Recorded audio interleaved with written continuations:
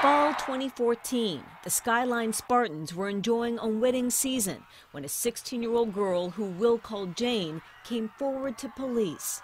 I was dating a boy who was on the football team, and he had a friend who was also on the football team. I went over to my boyfriend's house.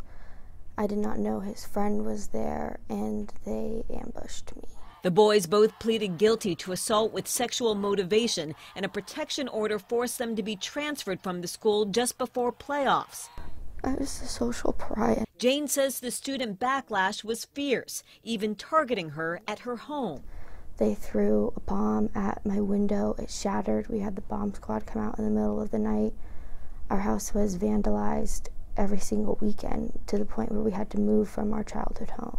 It didn't stop there. On social media, the bullying continued. People tried to get Jane to leave for a different school using the hashtag transfer so offenders could return to Skyline.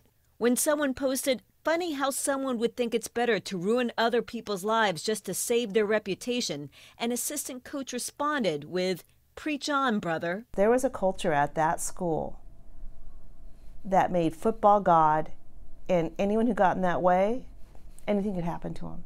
It not only affected Jane, but her younger sister as well. According to the lawsuit, once Jane graduated, the offenders were allowed to come back to campus.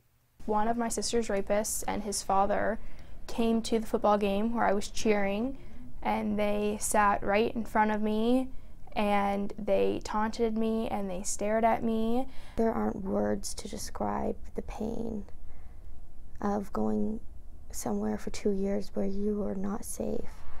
Physically, emotionally, nobody is going to stand up for you.